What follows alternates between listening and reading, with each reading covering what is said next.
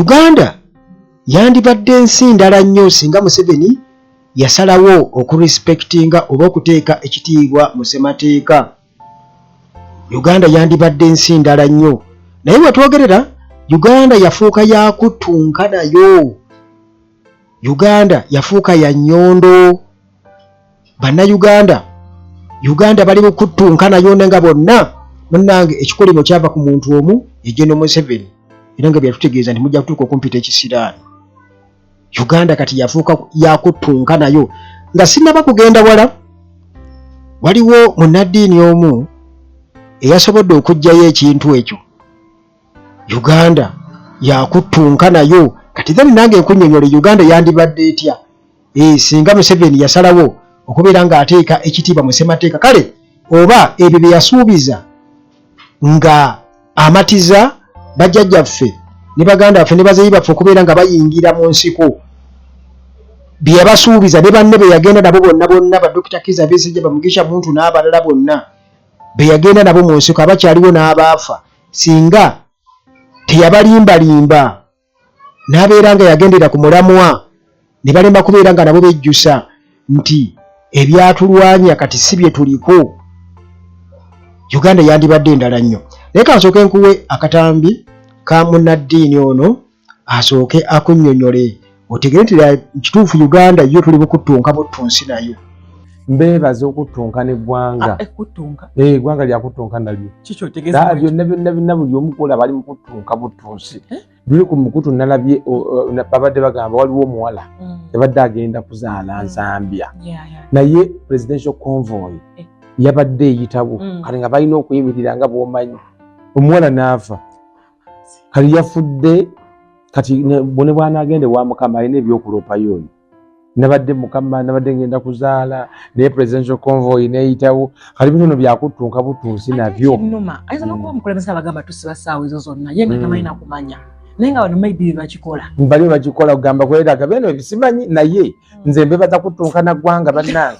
Bintu byakulwana bulwanyi nabyo. Ogoloba. Baneze waliwo omuntu yange efaali. Omanyi wano mu Uganda osobola okukula nga tomanyi. Ogenda okudda engulungo kaddi. Ogenda okwebalabala mu ng'emyaka egy'okufuna gigenda giyitawo, egyokukola sene nga gigenda giyitawo. Kati era gatusaanayo course eyigiriza abantu okusabiriza. Nga nayo diguli. Kubanga waliwo wootuuka ng'aba course ey'okukuba oluseke nga balifunza ku university. Kuba waliwo wootuuka nga yemu ku courses ezikuyamba okweteekera future. Tumanyi we binaaba. Kyangu nnyo okutuuka ku myaka 5 nga tolina kantu nga tokyasobola kukola. Kati ng'olina kweyambisa diguli eri mu kkuba oluseke ekuyambe okubeera mu nsi muno. Ebigambo ebyo nga bw'okyabirowoozaako njagala okimanye nti aba maintenance palace bwe bali nnyo mu kutuusaako solar systems ez'omulembe. Balina solar systems muganda wange eziyinza okuyambako okukekkereza amasannyalaze oba ogaviirako ddala gano amasannyalaze agataviirako. Nakugambye nti kati wendi gyendi gyemboyisingira bino muganda wange ndi kumpi nnyo n'ekkubo kwegamba tewali yadde ne protection naye nga lwa nsonga eri mikozesa teri masannyalaze. Kale aba maintenance palace basobola okuwa solar systems ez'omulembe era nange bwe nkolayo kasente njagala ngende nga viireko ddala. Balina ebyamasannyalaze, balina ebyamazzi ate basobola obinstallinga, basobola okuyambako okubifiitinga, balina abakugu. Kakati era Hillside View Apartments gye bali nnyo wali ku Kasozi Jjani Ntebe Road kulina na kyakyawo. Apartments omuli buli kimu teweetaaga kweteeka kintu kyonna era ebbeeyi yaabwe munnange yanseko obuseko. Osobola okupangisa olunaku, osobola opangisa ennaku 2 ewiiki, osobola opangisa omwezi, emyezi oba omwaka, kisizira munnange ku bwetaavu bwo. Era amasannyalaze no tegavaayo era aba maintenance palace babakwatako dda bainstallingayo solar system eri kabejja muganda wange okukosa munnange ne security gulu wifi. Nakugamba nowe mindi akola ki asena security weri ate munnange bw'oba oyagala okukunona ku airport basobola okubeera nga bakunona ku bwereere kugambye nti solar system eri wali abali bagenzeyo bagiraba ku Hillside View Apartments aba maintenance palace be bagiteekayo eri muganda wange akazimbe kyonna kyaka kiro na misana amasanyalaze okusanga bw'oyagala teri kukekkiriza yadde n'akamu. Era nga bwe nkutegeezezza nti bonnange basobola okundako ku airport nti ako kabwereere. Kati na bano aba maintenance palace balina after sales services, era gwe oyagala okuzimanya bakubireko garanti myaka 2 nga kugambye wegenda yonoonye solar system n'ebintu ebirala. Ate aba Timo Property Consultants Limited nabo weebali.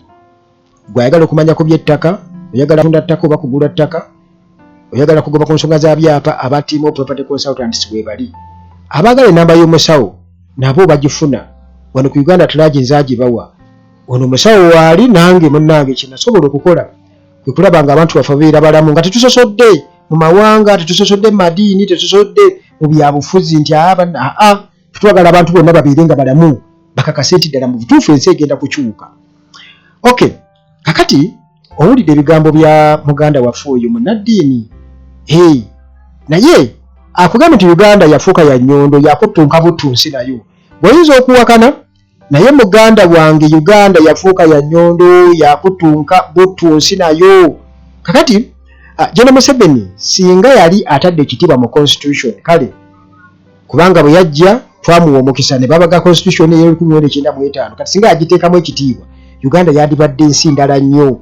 Njagala okubuulira era singa term limits okuva mu 1995 constitution nga bwe yali ekirambika singa yakigenderako bulungi nnyo njagala okubuulira twandibadde tuli okay. Kakati nga bwe nkutegeezezza nti okuva ddala 1990 nga bwe nkutegeezezza nti okuva 1996 paka 2006 Museveni yandibadde awo stepping down era yandibadde atenderezebwa nga omusajja asobodde oba eyataasa eggwanga nga bw'agamba nti yanunula eggwanga. Naye kati okununula eggwanga abantu beebuuza walinunula mu ki?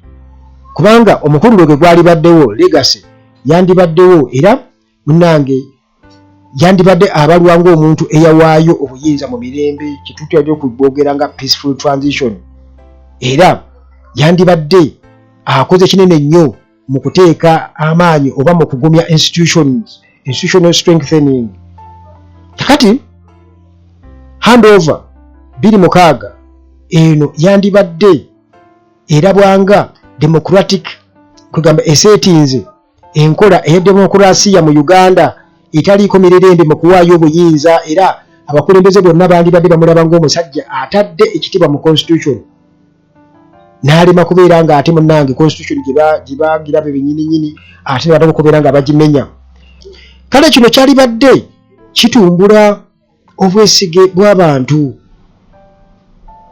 mu ngeri gye bafugibwamu era kino kyalibadde kiteeka Uganda mu kifo eky'amaanyi mu East Africa mu kuteeka ekitiibwa mu demokrasiya. Era kino nga bwe nkutegeezezza nti kitambuliramu n'obwesiga oba obwesiga abantu bwe bali bateeka mu nfuga oba mu ngeri gye babafugamu ne East Africa okubeera nti Uganda erabwanga ensi esosowaza demokrasiya. Kino era kyandibadde kijjawo enjogera y'ennaku zino abantu abamu abalowooza nti n'abavubuka kati essaawa eno ebyobufuzi babiraba bulala nnyo nga baagala obbajjukiza ebyaliwo mbu bannange mujjukire edduka tebabimanyi nti byonna abavubuka bandibadde tebabirinamu nga balabanga eggwanga lyabwe eritambula obulungi ennyo. Mu byenfuna Uganda yandibadde kwegamba erina abakulembeze abatunuulira ekyo kyokka ekyokubeera nti eggwanga lyabwe bannansi buli munnansi abaako ke yeefunira era nga bonna batunuulidde kimu kwekolera. Era singa emyaka gya Museveni egyasooka yafokasinga nnyo ku economy, yafokasinga nnyo ku byenfuna, naye muganda wange Museveni yadda ku birala. Kale oba oli awo kino kyalireeseewo embeera oba akabembereza abantu ne bagamba wange tetugenda kubeera nga twekubagiza amagendo bane emisere y'amagendo twakola ssente nti bandibadde bateeko policies endala ezisobola okubeera nga ate zirwanyisa obuli bw'enguzi. Kale bwe gato amaanyi amapya ne gabeera nga munnange galabwa era nga buli munnayuganda ajaganya olw'ekyo. Kati era still nti abakulembeze abandibadde wo mu kiseera ekyo nga bamaze okulaba nti mu butuufu embeera Uganda gyeshepingiddwamu teyogerwako, tewandibadde omuntu yenna kwegamba addaawo kwogera bino na biri kusala nsobi zino na ziri abatuufu n'abakyamu bonna okujjira omwo.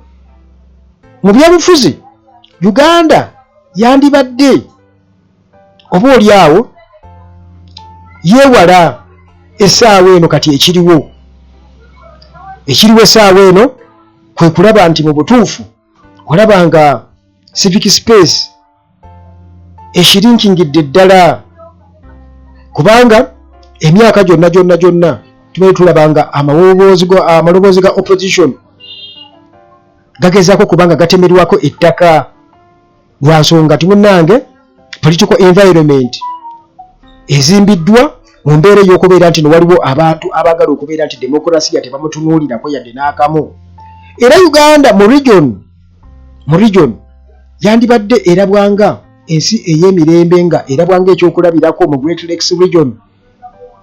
Naye kati essaawa eno muganda wange ne bannakenya n'ab'ensi endala batuuka n'otugamba nti bwe batunuulira bannakongo n'abannayuganda bonna babalabanga abasiru, babalabanga abasiru. Era bamanyi n'otugamba nti ebyo Museveni byakola eyo ate nga ne Museveni nabo bennyini abatandiseeko, naffe twabalabula dda nti bannange omusajja nammwe mulina okumwetaakuluzaako. Kale mu bufunze Museveni singa yavaako mu bisanja ebibiri ebyasooka, Uganda oba oli awo yandibadde eyenjoyinga stronger democratic institutions, wandibadde vibrant political competition okukosa ne legacy of peaceful transition okusinga munange okubeera nga tuloota buloosi ku constitution y'O1995 nga eragira ddala nti bagisokoola buli kaseera babeera bagikolako ennongoosereza, ekintu muganda wange ekiraliikiriza ennyo era ekisudde eggwanga lyaffe mu buzibu ennyo. Sigenda kusukkawo nnyo wano, tusinkana ate mu mboozi zaffe eziddako wano ku Uganda At Large. Amen.